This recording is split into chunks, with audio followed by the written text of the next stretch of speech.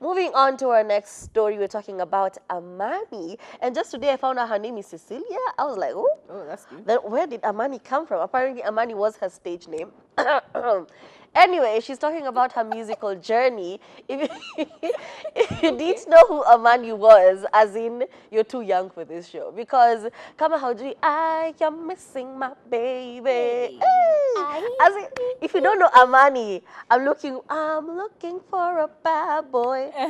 Vile unaipenda, unaitaka, never tell the design unaiangalia. I mean, those were the days where the music was actually music. And to think that our parents were very angry when we would sing these secular songs. Anyway, she's telling us about her journey and her background. She apparently grew up in a very Christian, background. And while she was releasing all these bangers, she was actually in uni, and her parents did not really approve of the direction her music was taking, because they're saying, ai, mimi ni mtu wa kanisa, baba yako ni mtu wa kanisa, kwa nini unaimba huko unafanya hivi? It's all those dances za hivi, And I do understand the conflict that comes with your parents are, these people, and then you're trying exactly, and then you're trying to do these other things. It's the same case of how when I was younger, I made a very weird decision of being a video vixen in a certain Gospel music song? No, before the gospel one, kuna ingine. Thank God this person didn't blow up. So I was a video vixen in this person's music video, and it was a very suggestive song. So I remember my mom being like, "Aki mimi ni elder wa church, elder wa kanisa, nimevaa kitambaa ya giod, alafu na ni embarrassed like this." And my dad is like, "I'm also a church elder wa PCA, ninavaa koti ya red." Oh, no. And then you're out here, parambule. Church elders wanavanga koti ya red. As in, you didn't know. Hey, now you know. Exactly. So I was doing all of these things on the internet, and I had absolutely zero regard for, the brand my parents were on. I was basically destroying their Christian brand by doing my own thing. But, I felt happy doing these things. Yes, it was an unpaid partnership. I said, anyway. You defied your parents. You embarrassed them. Kwanza I snuck out. I lied where I was going. Nikakuwa huko CBD. Hata tu kupewa lunch. Yo. Anyway, I digress. Coming back to Amani. Anyway, she says after completing campus and releasing her last song, she just felt like there was a disconnect between her and God.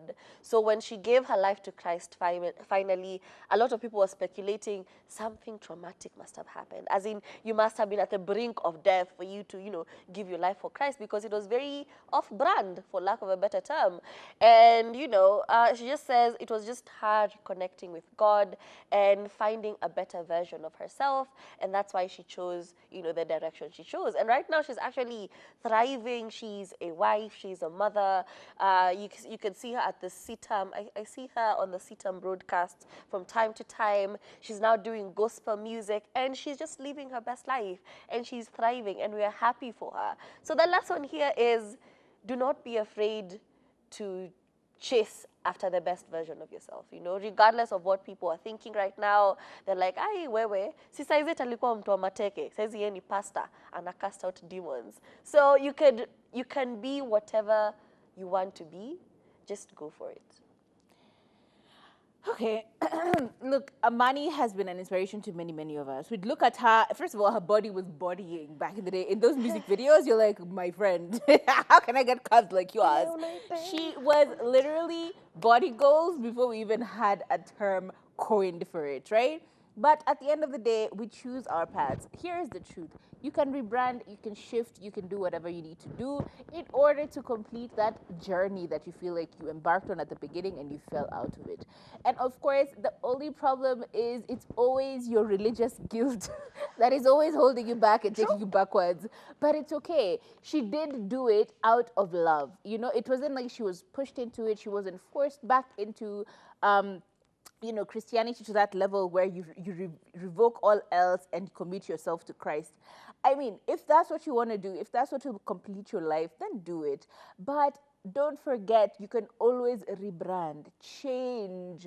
You don't have to be the same rigid old version of yourself and be so stubborn about changing because you're worried about what people will think. Look, we're here. We're saying congratulations to her, kudos to her, and happy for her life, So rebrand, change, shift, revamp, remake, do what you need to do to make your life what it needs to be.